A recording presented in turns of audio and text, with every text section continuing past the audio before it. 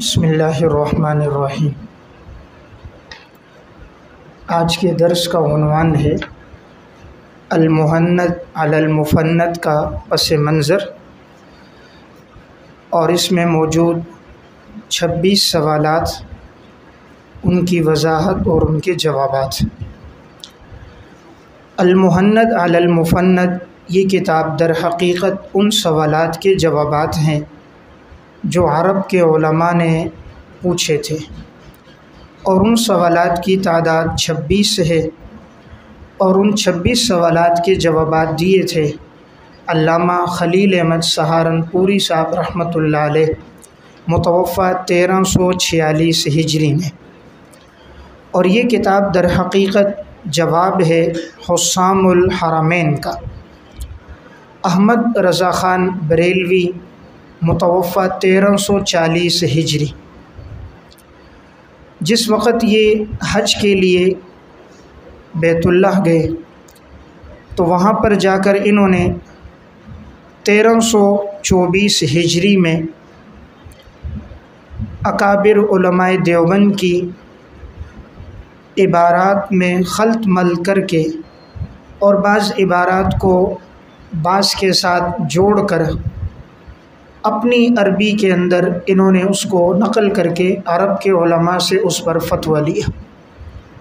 اس دور کے اکابر علماء میں 4 بڑے بڑے علماء تھے۔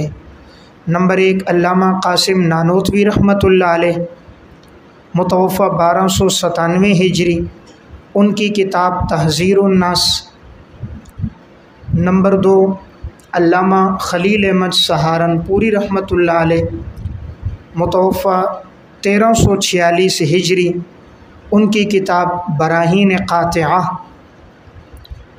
اور نمبر 3 حکیم الامت مولانا اشرف علی تھانوی صاحب رحمۃ اللہ علیہ، متوفی 1362 ہجری، ان کی کتاب حفظ الایمان۔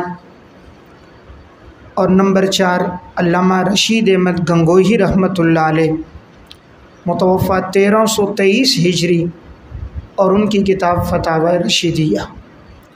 یہ 4 بڑے جید علماء تھے اور ان کا فیض پھیل رہا تھا، تو ان کی کتابوں سے انہوں نے عبارات لیں اور ان عبارات میں قطع و برید کر کے عبارات کے مفہوم کو بگاڑ کر اپنی عربی میں عرب کے علماء کے سامنے پیش کیا اور ان سے اس پر فتویٰ طلب کیا۔ چونکہ الحمدللہ ہندوستان میں دین کی آبیاری جو ہو رہی تھی وہ علماء دیوبند کے ذریعے سے ہو رہی تھی۔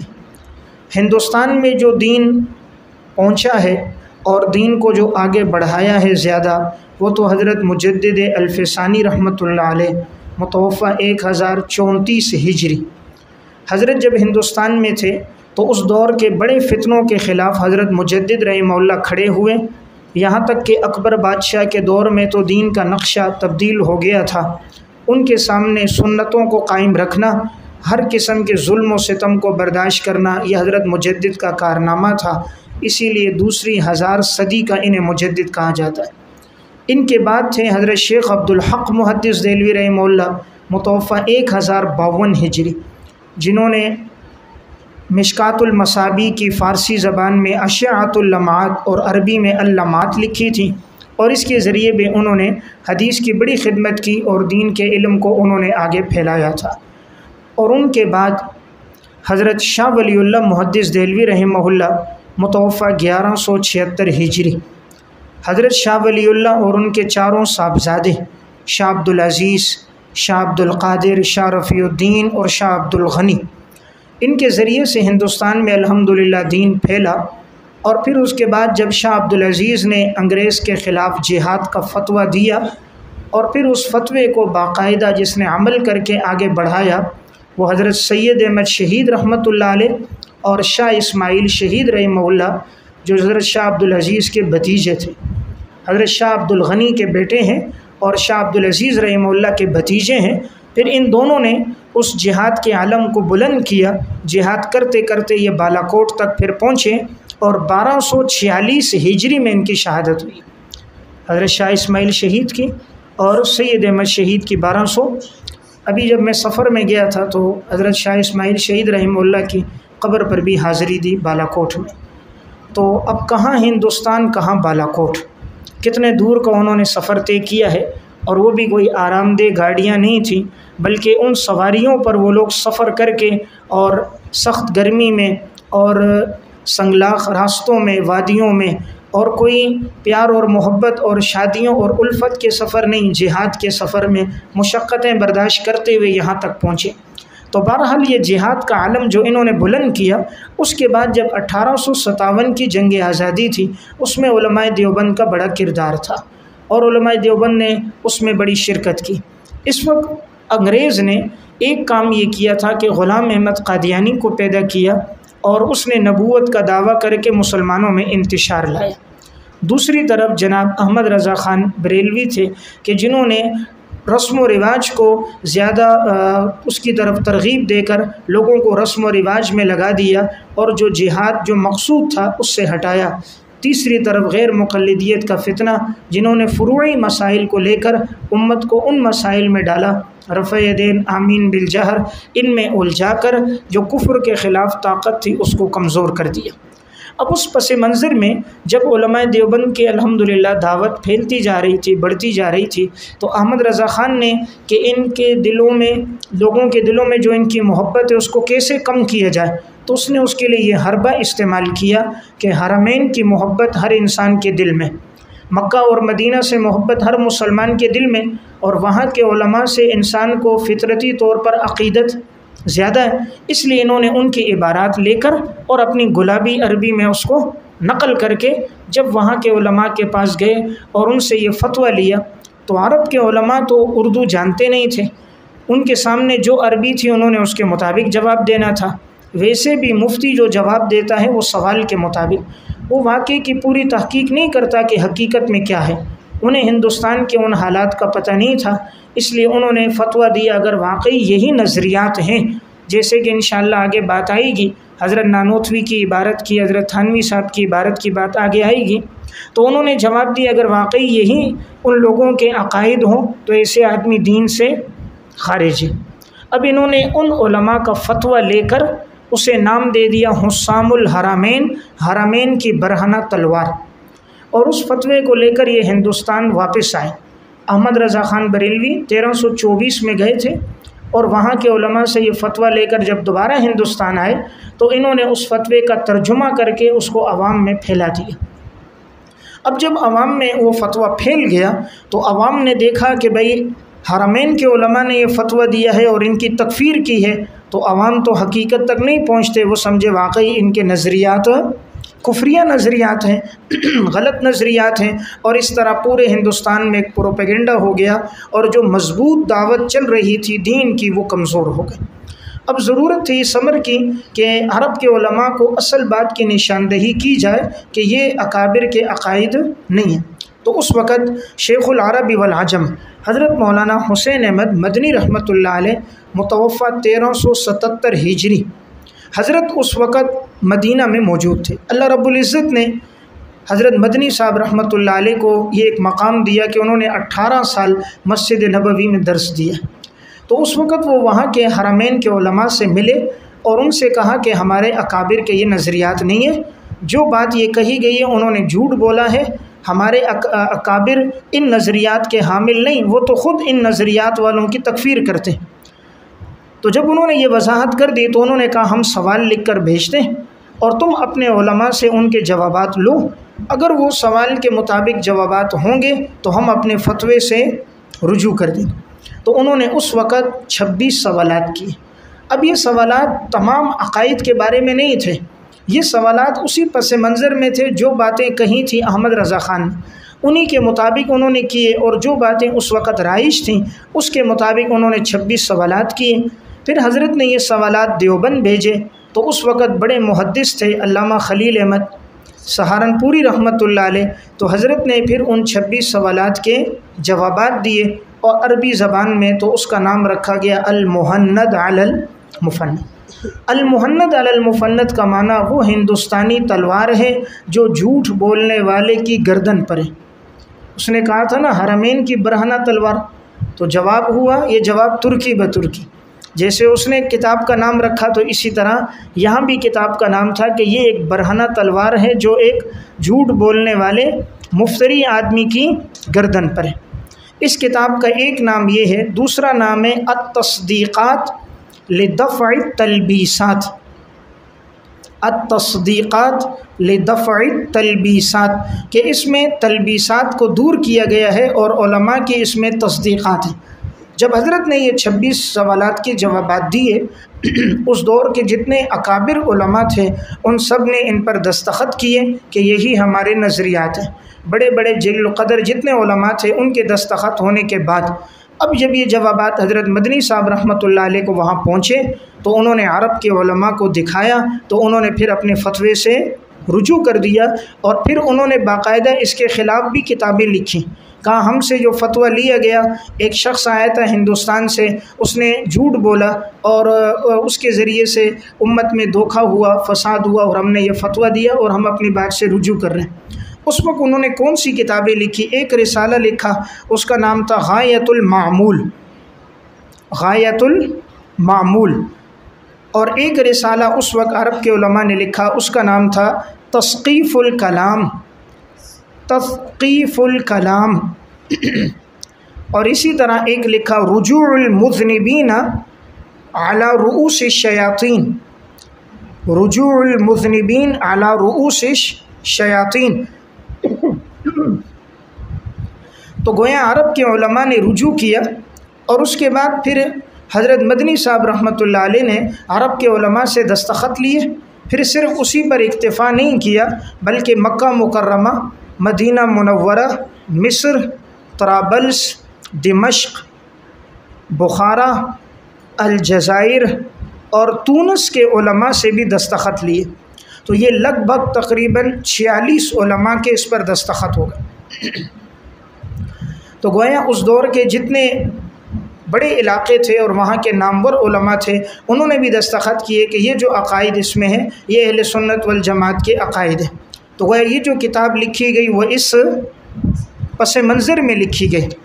اب یہاں پہلی بات یہ سمجھنے کی ہے کہ اب اگر کوئی یہ نہ سمجھے کہ اس میں جو عقائد ہیں صرف وہی اہل سنت کے ہیں، اس کے علاوہ نہیں ہیں۔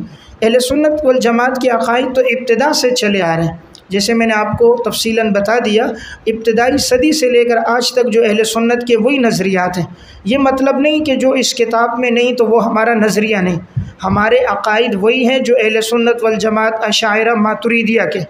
اس کتاب میں تو صرف ان کے جوابات دیے گئے جو سوالات ان سے پوچھے گئے، اس لیے کسی عقیدے کا اس کتاب میں نہ ہونا اس کے نہ ہونے کو مستلزم نہیں ہے۔ اب ذات باری تعالیٰ کے عقائد، صفات باری تعالیٰ کے بارے میں، معاد کے بارے میں، دیگر اہم چیزیں قیامت کے بارے میں اس میں نہیں ہیں، تو یہ مطلب تو نہیں کہ ہمارا وہ عقیدہ نہیں ہے۔ ہمارے تو وہی عقائد جو اس وقت سے چلے آ رہے ہیں، البتہ جب غلط فہمی اس نے ڈالی تو اس وقت جو سوالات ہوئے تو اس کے جوابات دے دیے گئے۔ تو ہمارے وہی نظریات جو عقیدہ طحاویہ میں لکھے ہیں، شرح عقائد میں ہیں، وہ بھی ہیں، اور اس کتاب میں بھی جو باتیں ہیں وہ بھی اکابر علماء دیوبند کے نظریات وہی ہیں۔ یہ بات اس لیے ضروری ہے کہ بعض لوگ پھر یہ سوال کرتے ہیں اس میں تو بہت سارے عقائد نہیں ہیں، تو جواب یہ ہے کہ عقائد تو اس وقت سے چلے آ رہے ہیں، ایسا نہیں کہ ہم نے کوئی نیا عقیدہ گھڑا ہے، وہی عقائد ہیں، البتہ جو باتیں پوچھی گئیں تو اس کتاب میں ان کی وضاحت آ گئی۔ مزید تفصیل کے ساتھ ان اشکالات کے جوابات حضرت مدنی صاحب رحمۃ اللہ علیہ نے دیے۔ الشہاب الثاقب، الشہاب الثاقب علی المستشرق الکاذب۔ الشہاب الثاقب، گویا یہ تشبیہ دی گئی ہے کہ یہ ایک روشن، کہ وہ ستارہ ہے اور یہ ایک جھوٹ بولنے والے کی گردن پر ہے۔ تو اس میں حضرت مدنی صاحب رحمۃ اللہ علیہ نے جو مشہور عبارات پر جو اشکالات تھے ان کے جوابات دیے۔ اسی طرح ہندوستان میں ایک اور کتاب چھپی تھی، السحاب المدرار، السحاب المدرار فی توضیح الاخیار، السحاب المدرار فی توضیح الاخیار۔ اس میں بھی جن عبارات پر سوالات تھے ان کے جوابات دیے گئے۔ حضرت مدنی صاحب رحمۃ اللہ علیہ نے جس طرح تفصیلاً جواب دیا، اسی طرح اس دور کے ایک بڑے عالم تھے مفتی عبدالغنی صاحب پٹیالوی رحمہ اللہ، حضرت مفتی عبدالغنی پٹیالوی رحمہ اللہ، انہوں نے بھی اس پر مستقل ایک کتاب لکھی، الجنہ لأہل السنہ، الجنہ لأہل سننا، اس میں بھی انہوں نے ان اشکالات کے جوابات دیے۔ حضرت حکیم الامت مولانا اشرف علی تھانوی رحمہ اللہ اس وقت موجود تھے۔ جب ان کی عبارت پر یہ اشکال ہوئے تو حضرت نے خود بھی اپنی عبارتوں کی وضاحت کی۔ حضرت نے ایک رسالہ پہلے بسط البنان کے نام سے لکھا، بسط البنان۔ اسی طرح ایک اور تحریر توضیح البیان کے نام سے، توضیح البیان۔ اسی طرح پھر تکمیل العرفان، تکمیل العرفان۔ تو حضرت نے خود بھی اپنی عبارات کی وضاحت کی کہ انہوں نے میری عبارت سے غلط مفہوم اخذ کیا ہے، اور جو ان کی عبارت کا صحیح مفہوم تھا اس مفہوم کی نشاندہی کی اور اس کی وضاحت کر دی۔ بہرحال تو میں عرض کر رہا تھا کہ اس وقت یہ جو سوالات ہوئے ان کے جوابات یہ دے دیے گئے۔ اب یہ جو المحند ہے اس کا اردو زبان میں بھی ترجمہ کیا گیا اور ان کے عقائد کو مختصر لکھا گیا۔ وہ حضرت مولانا مفتی عبدالشکور ترمذی رحمۃ اللہ علیہ نے خلاصہ عقائد علماء دیوبند کے نام سے، تو انہوں نے ان عقائد کو اس طرح مختصراً خلاصے کی صورت میں لکھ دیا، وہ بھی چھپا ہوا ہے۔ تو اس وقت یہ جو کتاب ہے اصل بھی موجود ہے اور اس کے ساتھ یہ ترجمہ اور خلاصہ بھی موجود ہے۔ تو گویا اس پس منظر میں یہ کتاب لکھی گئی ہے۔ اب اس کتاب میں جو انہوں نے سوالات کیے ہیں وہ کون کون سے ہیں؟ تو نمبر 1 سب سے پہلا جو ان کا سوال ہے، اس میں یاد رہے کہ اکثر سوالات انہوں نے ملا کر کیے، ایک بات کو دو تین سوالات وہ حقیقت میں ایک سوال ہے، لیکن چونکہ وہ ایک ہی بات کی وضاحت میں تو اس کو انہوں نے الگ الگ کر دیا، ورنہ موضوع ایک ہے۔ جیسے اب سب سے پہلا سوال ان کا ہے، ما قولکم فی شد الرحال الی زیارت سید الکائنات علیہ افضل الصلوات والتحیات وعلی آلہ وصحبہ، تمہاری کیا رائے ہے شد رحال کے مسئلے میں کہ اگر کوئی شخص آپ صلی اللہ علیہ وسلم کے قبر کی زیارت کے لیے سفر کرے کہ جن کا مقام دنیا میں سب سے زیادہ ہے۔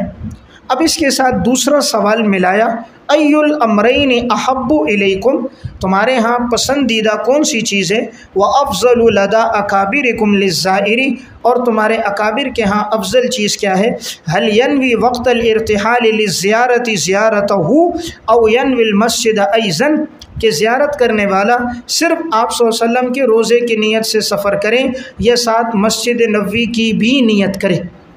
تو اب یہ 2 سوالوں کو ملا کر ایک سوال ہے، تو اس اعتبار سے اب یہ 2 ہو گئے۔ تو گویا پہلا سوال کیا ہے کہ تمہاری کیا رائے ہے شد رحال کے بارے میں، اور دوسرا تمہاری کیا رائے ہے کہ آپ صلی اللہ علیہ وسلم کے روزے کی نیت سے سفر کرنا جائز ہے یا نہیں، اور سفر میں نیت صرف روزہ اطہر کی جائے یا روزے کے ساتھ ساتھ مسجد نبوی کی بھی نیت کی جائے۔ تو یہ 2 سوال ہو گئے۔ اب جو پہلا سوال ہے شد رحال کے بارے میں، شد رحال اس کا مطلب ہوتا ہے کھجاوا کسنا، شد کہتے ہیں باندھنے کو، رحال کا معنی کھجاوا۔ یہ در حقیقت ایک حدیث تھی کہ رسول اللہ صلی اللہ علیہ وسلم نے ارشاد فرمایا کہ تم میں سے کوئی آدمی جب سفر کے لیے جا رہا ہو تو وہ 3 چیزوں کے لیے تو اپنے کھجاوے کس سکتا ہے، اس کے علاوہ کہ نہیں، یعنی 3 چیزوں کے سفر کے لیے تم اپنے کھجاوے کسو۔ اب ان 3 میں ایک مسجد حرام، اور نمبر 2 مسجد اقصیٰ، اور نمبر 3 مسجد نبوی۔ تو گویا یہ 3 چیزیں آ گئیں۔ اب یہ سب سے پہلے اختلاف جو کیا اس مسئلے میں وہ علامہ ابن تیمیہ رحمہ اللہ نے کیا ہے۔ ان سے پہلے امت میں کسی نے اس عنوان کو نہیں اٹھایا، ساری امت اس کی قائل تھی کہ آپ صلی اللہ علیہ وسلم کے روزہ اطہر کی نیت سے کوئی سفر کرے تو یہ جائز ہے۔ علامہ ابن تیمیہ رحمہ اللہ کی رائے یہ تھی کہ لا تشد الرحال الا الی 3 مساجد میں مراد یہ کہ انسان نیت آپ صلی اللہ علیہ وسلم کے روزے کی کرے اور مسجد نبوی کی کرے، روزہ اطہر کی نیت نہ کرے۔ تو یہ گویا سب سے پہلے علامہ ابن تیمیہ رحمہ اللہ نے یہ رائے دی، اور اسی ان کے فتوے کی وجہ سے ان پر بڑی مشقتیں بھی آئیں، بڑی آزمائشیں بھی آئیں، یہاں تک کہ ان کو جیل و بند کی صعوبتیں بھی برداشت کرنی پڑیں، اور یہ جیل میں بھی گئے، اور تکلیفیں بھی ان پر آئیں اس فتوے کی وجہ سے۔ تو بہرحال یہ ان کا گویا کہ ایک شاذ رائے ہے، لیکن جمہور امت نے اس کو قبول نہیں کیا۔ اب یہاں حضرت نے کیا جواب دیا دونوں کا کہ شد رحال درست ہے یا نہیں، نمبر 2 کس کی نیت کی جائے، تو جواب آگے دیا ہمارے اور ہمارے اکابر کے نزدیک آپ صلی اللہ علیہ وسلم کے روزے کی نیت سے سفر کرنا جائز ہی نہیں بلکہ یہ تو واجب کے قریب ہے۔ ہم تو اس کو واجب کے قریب سمجھتے ہیں کہ حضور کے روزے کی نیت سے سفر کرنا چاہیے، اور یہ انسان کے درجات کی بلندی اور شفاعت کا ذریعہ ہے۔ تو جواب یہ دیا عندنا وعند مشائخنا زیارت قبر سید المرسلین من اعظم القربات، ہمارے اور ہمارے مشائخ کے نزدیک آپ صلی اللہ علیہ وسلم کی قبر کی نیت سے سفر کرنا یہ تمام نیکیوں میں ایک سب سے بڑی نیکی ہے، وہ اہم المثوبات، اور تمام ثواب کے کاموں میں یہ ایک اہم ثواب کا کام ہے، وہ انجح لنیل الدرجات، اور درجات کے پانے میں یہ کمال حصول کا ذریعہ ہے، بل قریبۃ من الواجب، بلکہ ہمارے نزدیک تو حضور کے روزے کی نیت سے سفر کرنا واجب کے قریب ہے۔ پھر آگے علامہ ابن حمام رحمہ اللہ کی بات نقل کی، بل الاولی ما قال العلامہ الحمام، علامہ ابن حمام رحمہ اللہ ان یجرد النیت لزیارت قبرہ صلی اللہ علیہ وسلم، کہ انسان اپنی نیت کو خالص کر دے صرف آپ صلی اللہ علیہ وسلم کے روزے کی نیت سے، ثم یحصل له اذا قدم زیارت المسجد، اور پھر جب انسان وہاں پہنچ جائے تو پھر وہ مسجد کی بھی زیارت کر دے، لأن فی ذلک زیادۃ تعظیمہ و اجلالہ صلی اللہ علیہ وسلم، کیونکہ اس میں آپ صلی اللہ علیہ وسلم کی زیادہ تعظیم اور آپ کی زیادہ بزرگی اور عظمت ہے۔ یعنی انسان نیت کس کی کرے؟ روزے رسول کی کرے، اور جب وہاں پہنچ جائے تو وہاں نیت اس کے ساتھ ملا لے مسجد نبوی کی بھی، تو اس کو گویا دونوں کا ثواب مل جائے گا، اور یہ جائز ہی نہیں بلکہ واجب کے قریب ہے۔ اب یہ بات کہ یہ جو مشہور حدیث ہے، پھر اس کا کیا جواب ہے؟ دیکھیں اس حدیث میں جو بات آئی ہے وہ یہ ہے کہ تم کھجاوے نہ کسو، یعنی سفر کا ارادہ نہ کرو۔ کھجاوا کسنا کنایا کس سے ہے؟ سفر کے ارادے سے، کہ تم سفر کا ارادہ نہ کرو مگر 3 مسجدوں کے لیے، اس نیت سے سفر کرو، یعنی وہاں پہنچ کر نماز پڑھنے کا ثواب زیادہ ہے۔ باقی مسجدیں سب اللہ کا گھر ہیں، وہاں اگر کوئی جائے گا تو ثواب میں اضافہ نہیں ہے، لہٰذا اس نیت سے کوئی سفر کرے کہ میں فلاں مسجد میں جاؤں گا میرے ثواب میں اضافہ ہوگا، ثواب میں نہیں ہوگا۔ ایک آدمی مثلاً اب یہاں جامع انوار العلوم مسجد میں نہیں پڑھتا، کہتے دارالعلوم کی مسجد میں نماز پڑھوں گا اتنی نیکیاں مجھے زیادہ ملیں گی، تو ایسی بات نہیں، مسجدیں سب برابر ہیں، سب میں نماز کا ثواب برابر ہوگا۔ البتہ جو شارع نے بیان کر دیا وہ ان 3 مسجدوں میں زیادہ ہیں، مسجد حرام، مسجد نبوی اور مسجد اقصی، باقی تمام مسجدوں میں نفس نماز پڑھنے کا جو ثواب ہے وہ برابر ہے۔ البتہ اور نیت سے آدمی سفر کر سکتا ہے، مثلاً اگر ایک آدمی جا رہے وہاں مسجد کی خوبصورتی دیکھنے کے لیے جا رہا ہے، علم کے سفر کے لیے، کوئی اور مقصود وہاں پر ہے تو ٹھیک ہے، نفس نماز پڑھنے کے لیے اگر کوئی سفر کرے اور اس اعتقاد سے کہ میری نیکیاں وہاں اتنی نیکیاں ملیں گی تحدید کرے، یہ ٹھیک نہیں ہے۔ ہاں یہ نیت ہو کہ وہاں چونکہ مجمع زیادہ ہے، نیک لوگ علماء صلحاء زیادہ ہیں تو قبولیت کی امید زیادہ ہے، یہ تو ٹھیک ہے، لیکن نماز کے اجر میں اضافہ نہیں ہوگا کہ یہاں اگر 27 گناہ ہیں تو وہاں پہنچ کر نماز کا ثواب 700 گنا ہو جائے، ایسا نہیں ہے کہ وہاں 7000 گناہ ہو، 7 لاکھ نیکیاں مل جائیں، ایسا نہیں ہوگا۔ جو جماعت کا ثواب اس مسجد میں وہ دیگر مسجدوں میں بھی۔ تو یہ حدیث جو ہے وہ اپنے عموم پر نہیں ہے، اگر یہ اپنے عموم پر ہو لا تشد الرحال والی، تو پھر تو کوئی بھی سفر جائز نہیں ہوگا، پھر تو انسان نہ علم کا سفر کر سکتا ہے، نہ تجارت کے لیے سفر کر سکتا ہے، نہ جہاد کے لیے کر سکتا ہے، نہ حج کے لیے کر سکتا ہے، نہ دوستوں کی زیارت کے لیے، رشتہ داروں سے ملنے کے لیے کر سکتا ہے۔ معلوم ہوا یہاں جو مستثنیٰ ہے تو آگے مستثنیٰ منہ کی جنس میں سے، اور مسند احمد کی روایت میں وہ صراحت بھی موجود ہے کہ تم کسی مسجد کی طرف سفر نہ کرو مگر ان 3 مساجد کی طرف۔ تو گویا جو سفر کی نفی ہے وہ مسجد کی ہے، باقی سفر کی نفی نہیں ہے۔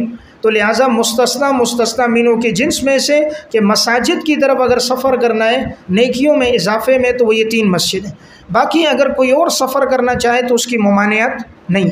اگر روایت کو عموم پہ رکھا جائے گا تو پھر صرف روزہ رسول نہیں، ہر قسم کا سفر ناجائز ہوگا، حالانکہ ہر قسم کے سفر کو ناجائز ہونے کو امت میں کوئی قائل نہیں۔ تو جب دیگر سارے سفر جائز ہیں تو حضور کے روزے کا سفر تو بطریق اولا جائز ہے۔ اب مسجد نبوی کی فضیلت کس وجہ سے؟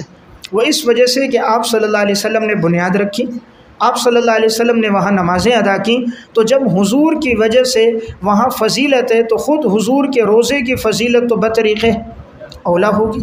تو یہ دلالت النص ہے، اس لیے کہ کائنات میں سب سے پھر افضل مقام آپ صلی اللہ علیہ وسلم کا ہے، اس لیے حضور کے روزے پر حاضری دینا اس میں شفاعت کی امید زیادہ ہے۔ تو بہرحال یہ حدیث سے استدلال نہیں ہو سکتا کیونکہ اس کا تعلق کس سے ہے؟ مسجدوں سے۔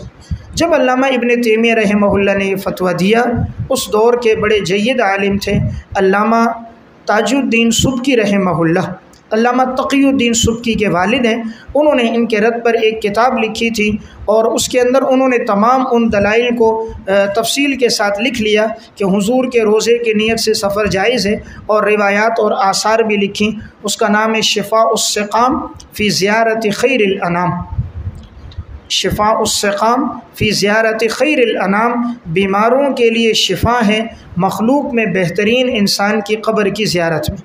یعنی آپ صلی اللہ علیہ وسلم کے روزے کی نیت سے کوئی سفر کرے گا تو اس کو گویا شفا ملے گی، مراد گناہوں کی معافی ہے، درجات کی بلندی ہے، شفاعت کی امید ہے۔ تو اس میں انہوں نے وہ روایات اور آثار سب ذکر کر دیے۔ پھر اس کتاب کا رد لکھا تھا علامہ ابن تیمیہ رحمہ اللہ کے شاگرد ہیں علامہ ابن عبد الہادی حنبلی رحمۃ اللہ علیہ، متوفی 744 ہجری۔ اس کا نام ہے الصارم المنکی فی الرد علی السبکی، الصارم المنکی فی الرد علی السبکی، یعنی سبکی کی گردن پہ برہنہ تلوار۔ تو انہوں نے پھر اس کا رد لکھا۔ یہ علامہ ابن تیمیہ کے خصوصی شاگرد ہیں، انہوں نے علامہ ابن تیمیہ کے حالات پر بھی کتاب لکھی ہے، العقود الدریہ فی ترجمۃ شیخ الاسلام لأحمد ابن تیمیہ، العقود الدریہ یہ ان کی کتاب ہے۔ علامہ ابن تیمیہ کی سوانح ہیں اس میں، اور علامہ ابن تیمیہ کے حالات بچپن جوانی کے اور ان کی کرامات، ان کی تصانیف، ان کے زہد، تقوی اور اس سے متعلق تفصیلات اس کتاب میں ہیں۔ تو بہرحال میں عرض کر رہا تھا کہ اس وقت جب یہ کتاب لکھی گئی، علامہ تقی الدین سبکی رحمہ اللہ نے لکھی، تو ان کے رد میں ان کی یہ کتاب سامنے آئی۔ تو اس دور کے سب علماء اس بات کے قائل تھے جمہور کہ آپ صلی اللہ علیہ وسلم کے روزے کی نیت سے سفر ہو۔ تو بہرحال پہلا سوال کیا تھا کہ آپ صلی اللہ علیہ وسلم کی قبر کی نیت سے سفر جائز ہے یا نہیں؟ تو جواب کیا ہے؟ جائز ہے، اور جائز ہی نہیں بلکہ واجب کے قریب۔ دوسرا سوال تھا کہ تمہارے نزدیک کون سی بات پسندیدہ ہے کہ روزے کی نیت سے سفر کرے یا مسجد نبوی کی نیت سے؟ تو ہمارے نزدیک پسندیدہ بات یہ ہے کہ وہ روزہ اطہر کی نیت سے سفر کرے اور ساتھ وہاں جب پہنچ جائے تو نیت مسجد نبوی کی کر دے۔